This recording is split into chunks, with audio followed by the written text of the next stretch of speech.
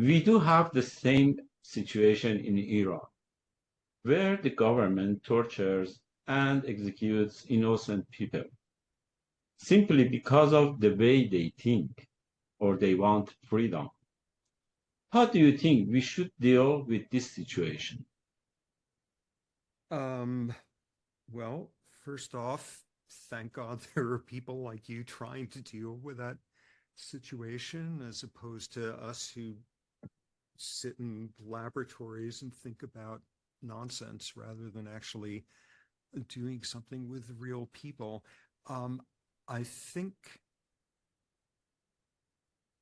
okay, ways of getting at it, sort of from a biological perspective, is recognizing that people are willing to kill for and die for things that make no sense whatsoever, for symbols, for emotional connections, for things of that sort.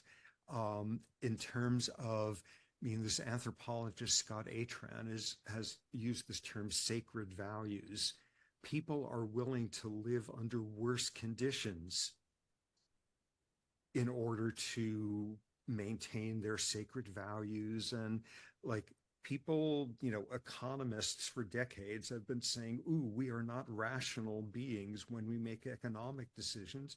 We are not rational beings when we make decisions out of who we will die for, who we will kill for, who we are willing to live under more severe circumstances for.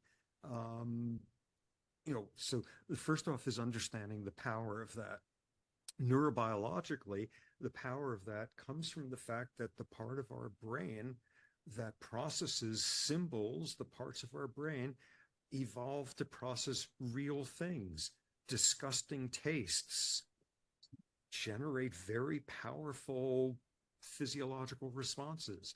And suddenly, we're a species in which disgusting moral acts generates the exact same physiology, the exact same power.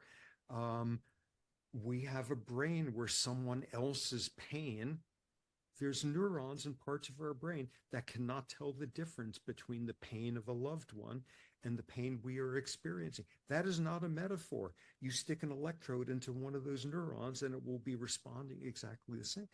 This tells you it has an enormous power. It tells you these parts of the brain are not very smart in the sense of if this part of the brain that is central to deciding if this person's political view is disgusting and immoral and that one is sacred, you're using a part of the brain that evolved to tell if food tastes spoiled or rotten. Like, do not let emotional assessments like that convince you that they make a lot of sense. Um, I think in that regard, I mean, certainly in a place like Iran, and certainly in a place like the United States, which is on the edge of perhaps reelecting Trump, and all of us sitting there and saying, what's wrong with people? What's wrong with people?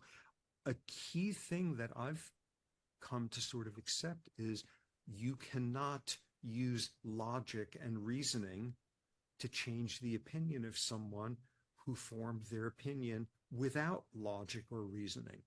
You cannot reason somebody out of a stance that they were not reasoned into in the first place.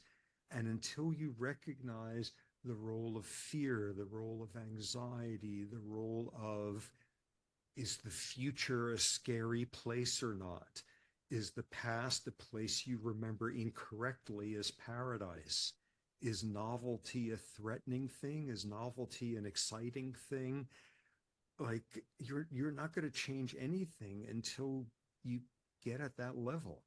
And much as why did this brain just produce this behavior?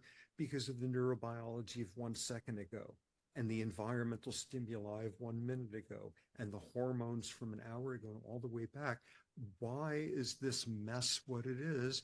Because of the government now, which is the way it is in response to this injustice in the past, which was in response to that injustice even further, and just like putting all of that in a historical context, I mean, like, if trying to make sense of like why is Iran such a repressive mess in so many ways, on a certain level, like as a neurobiologist saying, why did that behavior occur? Oh, because of this genetic event, and when this person was a fetus, because of this cultural event, because the American CIA overthrew Mossadegh in the 1950s.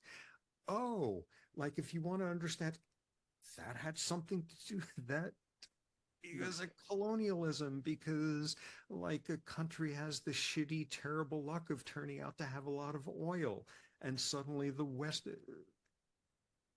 you know, so nothing makes sense outside the context of history. Nothing makes sense outside the context that people make their views out of fear and emotion and irrationality, and that people are willing to do incredibly heroic and incredibly brutal things about irrational beliefs.